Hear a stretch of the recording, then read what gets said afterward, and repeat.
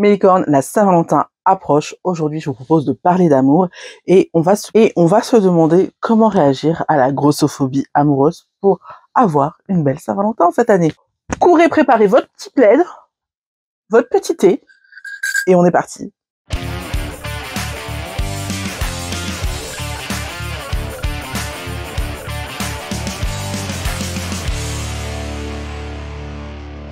Coucou mes licornes, je suis ravie de vous retrouver pour cette nouvelle vidéo. Je suis en retard, j'aurais dû publier hier, je sais, mais figurez-vous que toutes les vidéos que j'ai tournées pour le mois de février, le son ne marchait pas parce que je n'avais plus de batterie sur mon micro, donc il s'est arrêté en plein milieu de la vidéo que j'ai montée. D'accord, je l'ai montée au dernier moment pour qu'elle soit publiée samedi, donc hier normalement, mais pour moi, c'est aujourd'hui, en fait. Mais je pense que c'est une excellente chose parce que, à la base, j'avais prévu de vous faire une vidéo sur où faire son shopping quand on est ronde en 2024. Je pense que de toute manière, je vous ferai cette vidéo à un moment ou à un autre. Mais ces derniers temps, on a parlé de beaucoup de mode sur la chaîne. Donc, on va faire une petite pause, hein, pas longue.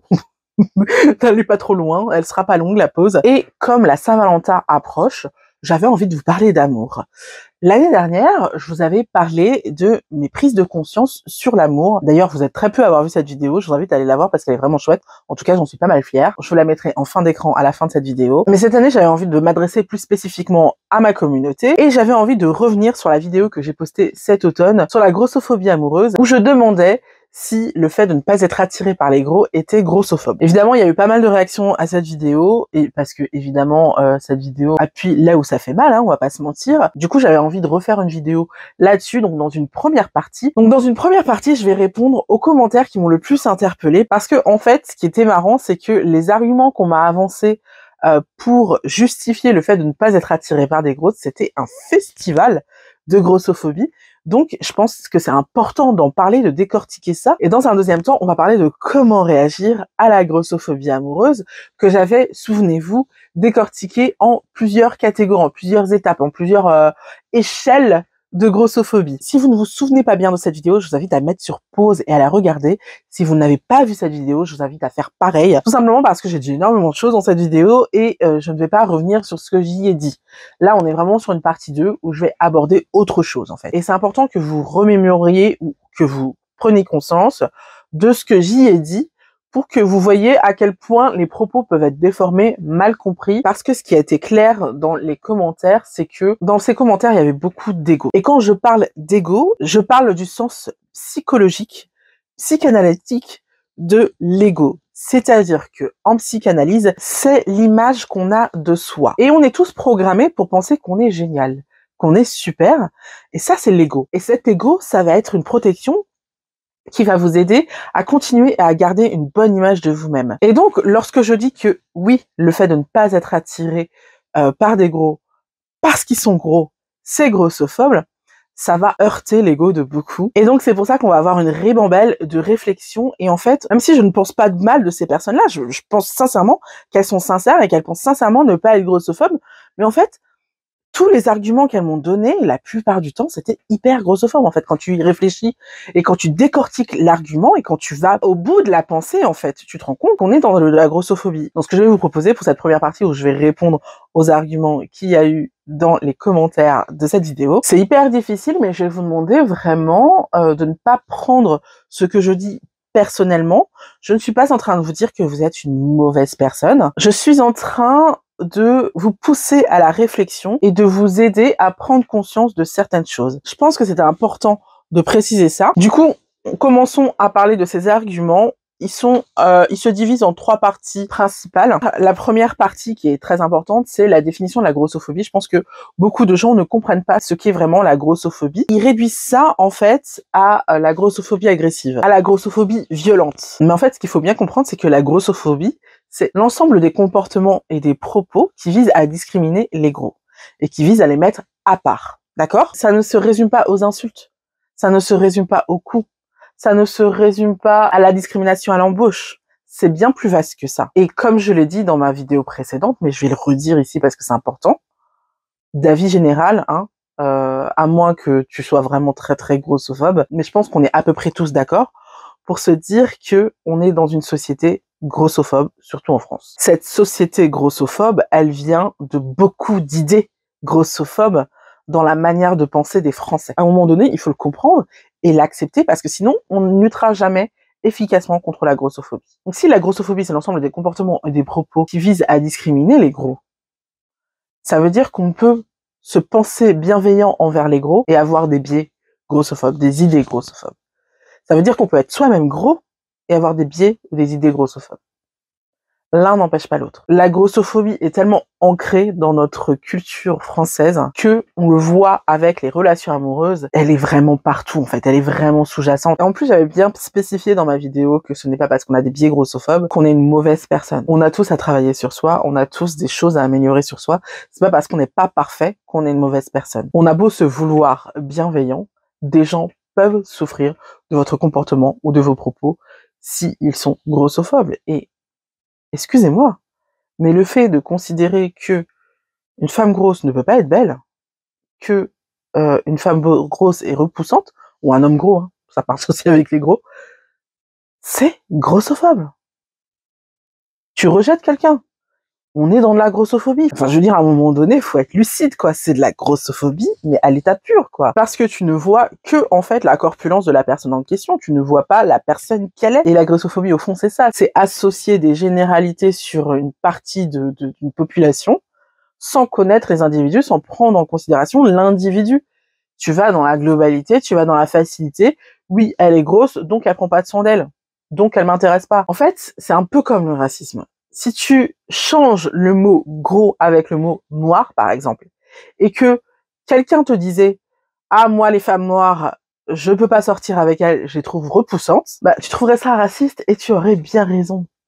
Et là, je suis en train de me dire qu'il y aura certaines personnes qui trouveront ça tout à fait normal de dire ça, et s'il vous plaît, si vous pensez ça, ne le dites pas dans les commentaires, vous allez me faire pleurer encore. En parlant de racisme, d'ailleurs, sur cette vidéo, il y avait 2 ou 3 personnes qui disaient qu'elles comprenaient pas que je puisse dire que j'ai un problème avec les personnes blanches qui sont attirées par une certaine ethnicité, alors que moi, je disais que je suis plutôt attirée par le style viking. Je vous prépare une vidéo sur ma chaîne secondaire, qui est la chaîne sur laquelle je traite les sujets de société, mais aussi où je parle de livres, de lecture, tout ça. C'est Anaïs Orsini pour les intellos, en gros. Donc ça s'appelle Métissage. Et j'ai profité du Black History Month, qui est le mois de février, comme vous le savez, pour expliquer pourquoi le racisme anti-blanc n'existe pas. Et j'espère que la plupart d'entre vous écouterez ce que j'ai à dire, parce que quand on parle de racisme anti-blanc, c'est qu'on ne comprend pas le racisme, sinon on parlerait pas de racisme anti-blanc. J'espère que vous serez nombreux à regarder cette vidéo. Je ne sais pas encore quand je la posterai, mais je vous invite vraiment à aller sur ma chaîne secondaire, à vous abonner, activer la petite cloche, et comme ça vous serez prévenus quand je ferai cette vidéo. Mais revenons à nos moutons. La grossophobie, donc, c'est bien plus vaste que le fait d'insulter les gros, d'avoir une animosité envers les gros.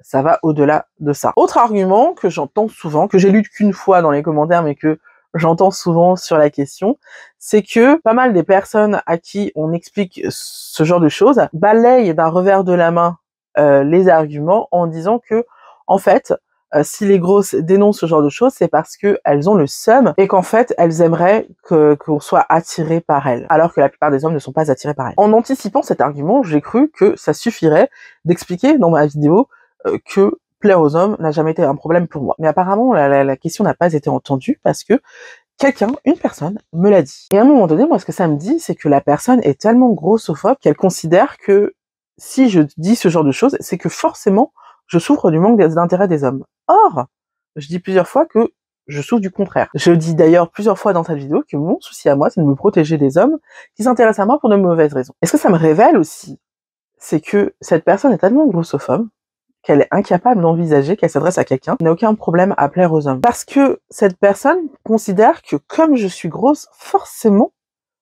je suis moche pour les hommes. Forcément, je ne suis pas attirante pour les hommes. Forcément, j'ai forcément un problème par rapport à ça. Ou alors, il se trouve que c'est juste mon métier de déconstruire la grossophobie.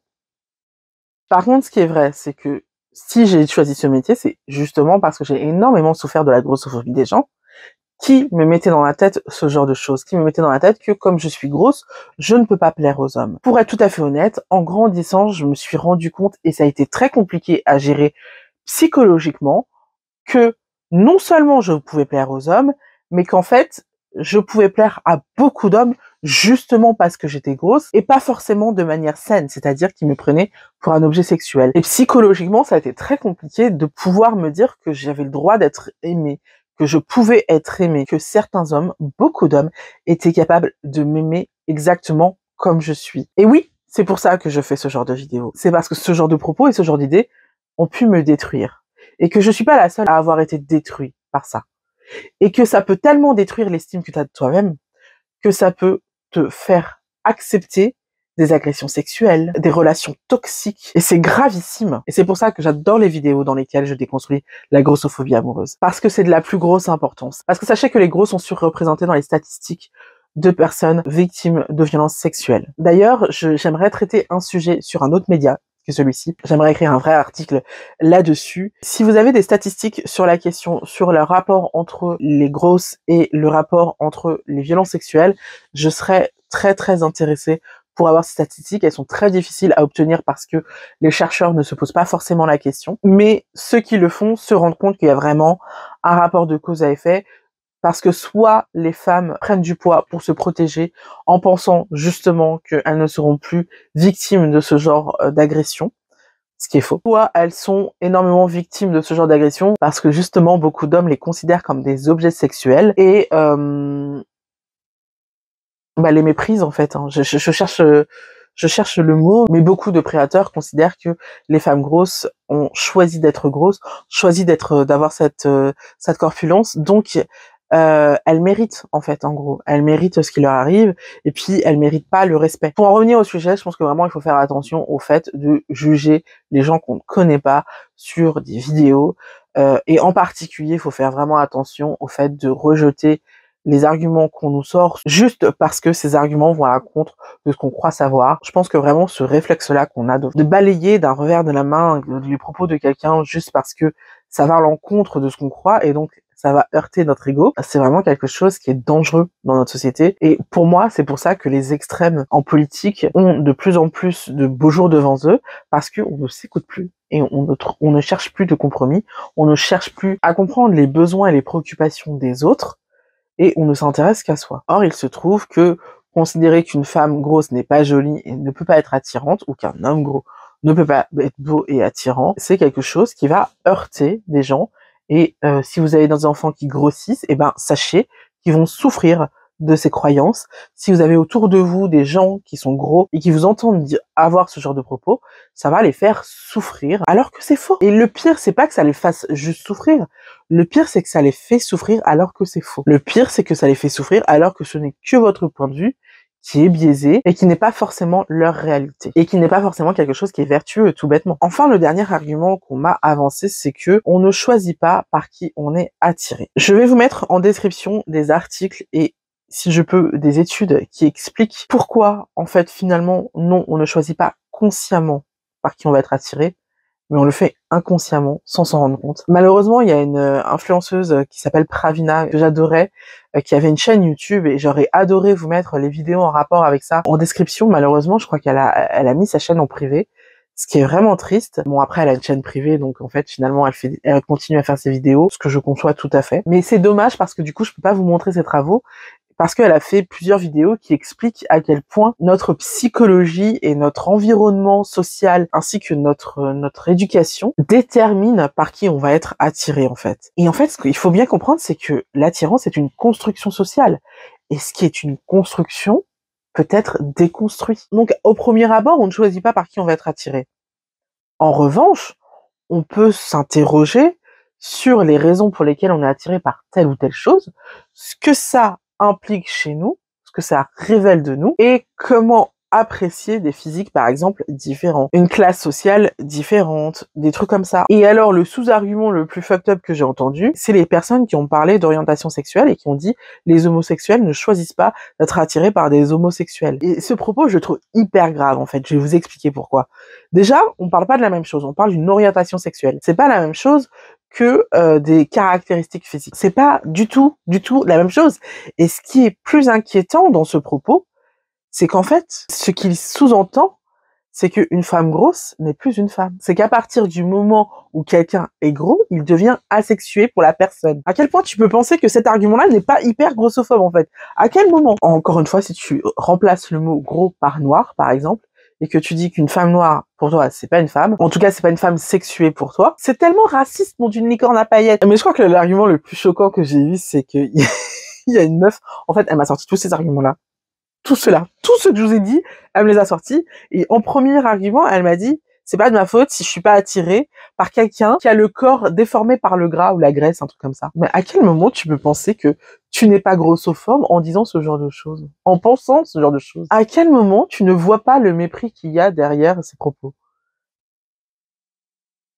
J'ai quand même prendre le temps de répondre à ce propos, même si la plupart de nous avons compris que c'était ultra grossophobe. Le point commun entre tous les gros, c'est qu'ils ont tendance à prendre du poids. Par définition. Certaines personnes le font par excès, certes. Mais ce n'est pas le cas de tous. La plupart des gros le sont parce qu'ils ont tendance à prendre du poids naturellement. C'est-à-dire que ne pas prendre du poids, pour eux, c'est une lutte de tous les jours. S'ils veulent rester minces, ils doivent sacrifier énormément de choses. Et donc, le fait d'être gros n'est pas une déformation, c'est leur corpulence. Être mince, c'est pas la norme. Parce qu'en fait, si vous regardez les chiffres de l'INSEE, vous vous rendrez compte que les gens qui sont entre 18 et 25 d'IMC, ce n'est pas une norme. Je vous renvoie à la vidéo que je vous ai faite sur les idées reçues sur l'obésité. Être mince n'est pas une norme. Donc, leur corps n'est pas déformé par la graisse. Ces propos sont tellement méprisants. Je crois que j'en ai fini avec les propos que soit j'ai le plus vus ou soit qui m'ont le plus choqué. On va passer à la deuxième partie de cette vidéo qui va être comment réagir à la grossophobie amoureuse. Et souvenez-vous, je vous avais décortiqué la grossophobie amoureuse avec des stades différents. On était du stade le plus important au stade le moins important. On va faire la même chose. À chaque fois, en fait, je vais vous expliquer comment les repérer, que faire, comment réagir, en fait, et pourquoi je vous invite à réagir comme ça. On va commencer avec la grossophobie amoureuse du rejet. Le stade le plus haut, le plus important, le plus évident, en fait. Donc, comment le repérer? C'est tout simplement la personne qui te traite comme son pote. Tout simplement la personne pour qui tu es totalement asexué. Il y a certains hommes, tu vois tout à fait la différence, c'est-à-dire que toutes les femmes, ils sont très mielleux avec, et avec celles qui n'ont pas envie de baiser, en gros, ils vont les traiter assez mal, ou alors ils vont les traiter comme des potes. Et puis, dans la grossophobie amoureuse par le rejet, il y a aussi les hommes qui vont t'humilier à cause de ton poids, soit parce qu'ils ressentent vraiment un certain mépris pour les grosses, soit parce que, en fait, ils sont attirés par les grosses, mais qu'ils ne l'assument pas, et que du coup, ils se vengent sur vous. Ce type d'homme existe, d'ailleurs, je pense que la plupart des hommes agressifs envers les grosses finalement sont des fat admireurs refoulés. Mais ça, c'est une conviction personnelle. Passons. À la question que faire, j'ai répondu. À la question que faire, je te réponds de ne pas les honorer de ton intérêt. Et chacun fait comme il veut, mais moi, le genre de mecs qui ont tendance à humilier les grosses, j'ai tendance à les humilier en retour en leur faisant comprendre à quel point ce sont des merdes. En gros, hein. Donc, il n'y a pas d'autre mot. Je leur dis pas, vous êtes des merdes. Je leur fais, t'as 4 ans, quoi. T'as jamais vu une grosse de ta vie? Grandis. C'est pas forcément évident quand on est timide et réservé. Donc, la chose la plus simple à faire, c'est juste de les ignorer, en fait. Et la raison pour laquelle je t'invite à faire ça, c'est, il y a un truc qu'il faut vraiment que tu comprennes et qui va vraiment t'aider dans la vie en général et dans ta vie amoureuse en particulier, c'est que tu n'as pas à convaincre qui que ce soit que tu mérites d'être aimé. C'est à eux de prouver qu'ils méritent ton amour. Je pense que c'est ça qui a été très compliqué pour moi à comprendre tout au long quand j'étais plus jeune, et que maintenant que j'ai compris, ça va beaucoup mieux. Mais ce n'est pas à toi de prouver que tu mérites d'être aimé, c'est aux autres de te prouver qu'ils méritent ton amour. D'accord? Toi, tu sais qui tu es, tu sais ce que tu vaux. Si tu plais à quelqu'un, tant mieux. Si tu plais pas à quelqu'un, tant pis. On ne peut pas plaire à tout le monde. Et c'est ok de pas plaire à quelqu'un. Même si c'est quelqu'un qui te plaît. C'est pas grave. Le monde est vaste, il y a beaucoup d'autres personnes. Si cette personne, tu ne l'attires pas, il y aura d'autres personnes qui seront attirées par toi, qui verront toute la beauté. Une de mes chansons préférées, mes chansons amoureuses préférées, c'est True Colors de Cyndi Lauper, où elle dit « Je vois tes vraies couleurs qui jaillissent en fait, et je vois tes vraies couleurs, et c'est pour ça que je t'aime. » Parce que c'est vraiment ça l'amour, c'est quelqu'un qui voit vraiment en toi, qui voit la belle personne que tu es, et qui s'intéresse à toi pour ça. Et concrètement, ces personnes-là ne s'intéresseront pas à toi, et ne verront pas la belle personne que tu es. Peu importe ce que tu feras, ils ne verront pas la belle personne que tu es.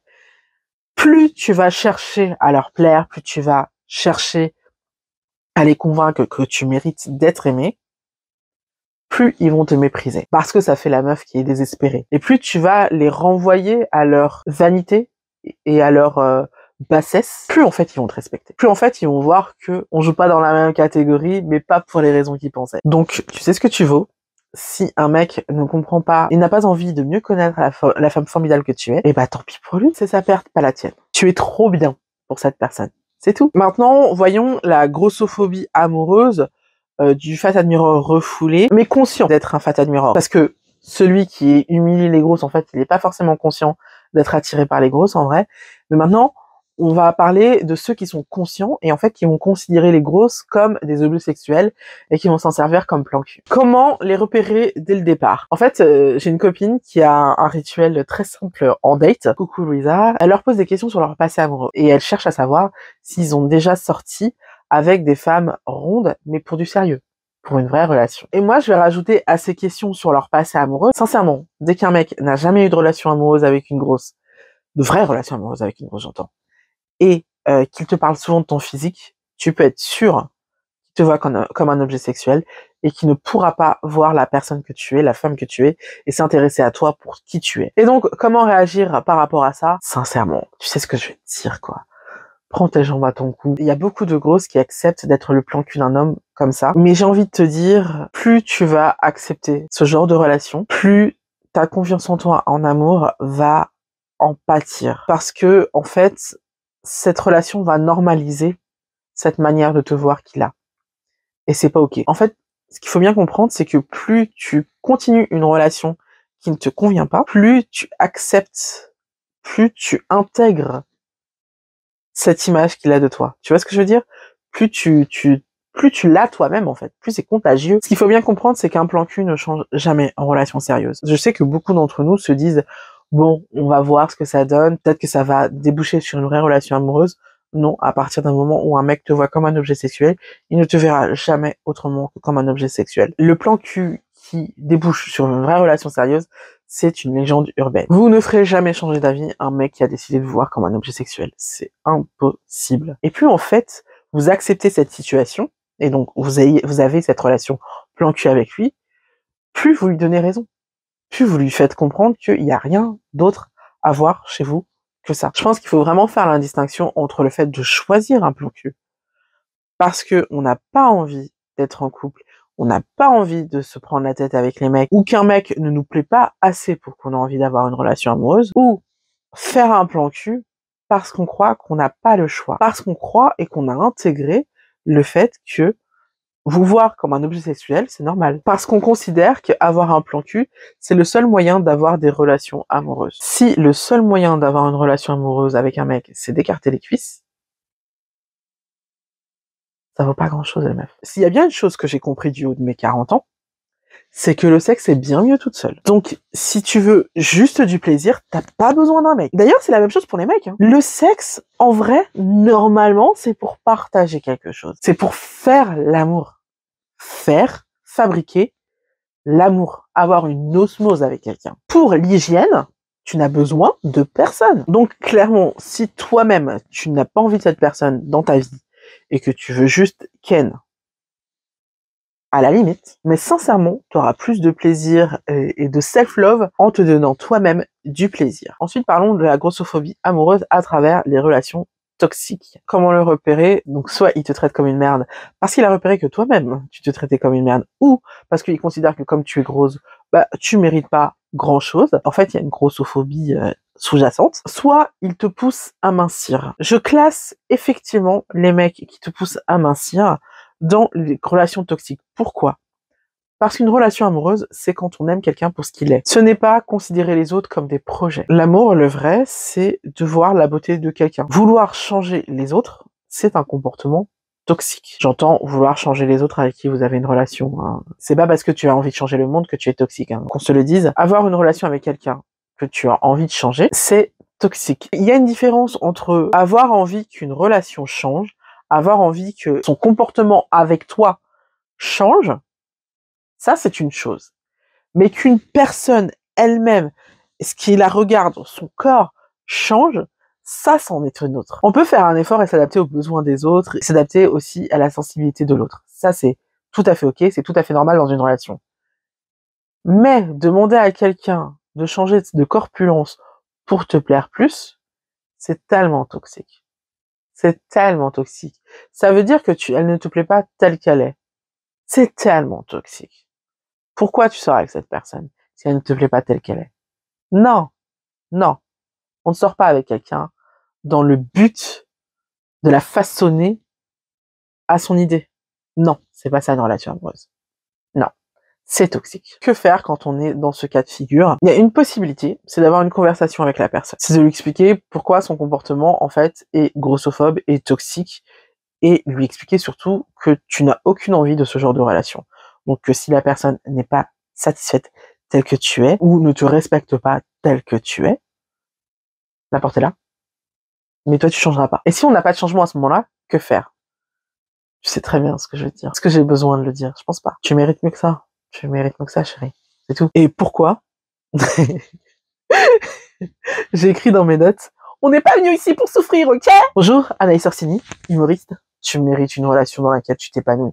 Pas une relation qui te met plus bas que terre. Voilà. Le dernier stade, le stade le plus cool de la grossophobie, c'est le fat admirer qui sort qu'avec les grosses et qui donc sort avec toi parce que t'es grosse. Comment le repérer? En l'interrogeant sur ses relations amoureuses passées. Si tu te dis qu'il est sorti qu'avec des grosses et qu'il ne sort qu'avec des grosses, ça pue. Que faire si tu en repères un? Franchement, à partir du moment où tu vois qu'un homme ne te voit pas, quelles que soient les configurations, bye. À partir du moment où tu vois qu'un homme ne s'intéresse pas à la personne que tu es, à ce que tu ressens, à ce que tu penses, à qui tu es, bye. Bye. Tout simplement parce que l'amour, le vrai, ça fiche du physique en fait. C'est l'attirance qu'on a besoin. L'amour, non. Et donc, le problème, c'est que c'est difficile d'avoir une relation amoureuse, profonde, sincère, dense, épanouissante avec quelqu'un qui ne voit que ton enveloppe corporelle et pas la personne que tu es. C'est normal de mal gérer le fait de n'être vu que comme un corps par ton homme. C'est normal. Si un homme s'intéresse à toi que à travers ton physique, c'est normal de mal le vivre. C'est pas normal de vivre ça, d'accord? Enfin, il y a un mec qui a mis des commentaires sur ce que je disais sur les photos admirers qui m'a fait rire parce que il était en train de me dire que c'est pas parce qu'il aime les grosses, il est attiré physiquement par les grosses que il ne voit pas la personne qu'elles sont. Et j'étais en train de lui expliquer que c'était vraiment très malaisant pour une femme. C'est très difficile psychologiquement d'accepter que quelqu'un t'aime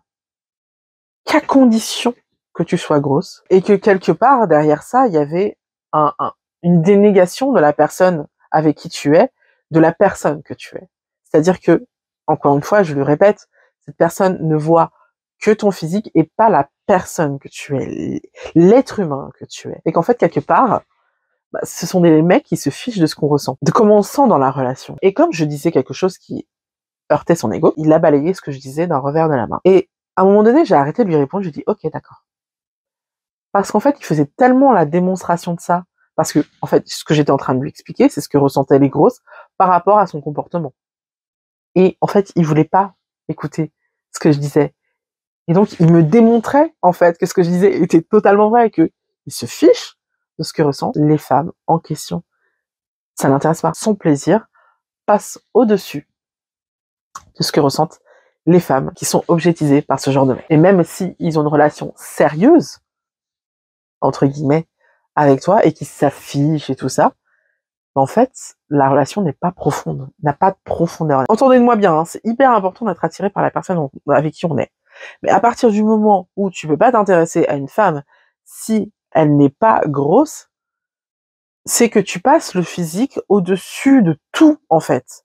Et que ton amour dépend de ce physique. Mais le physique, avec les années, ça change. Ce que ça veut dire, c'est que tu ne pourras pas accompagner cette personne tout au long de la vie parce que tu ne pourras pas accepter les changements de la vie. Les mecs qui ne sont pas attirés par les grosses parce qu'elles sont grosses, autant problématique que les mecs qui sont attirés que par les grosses. C'est la même chose en fait.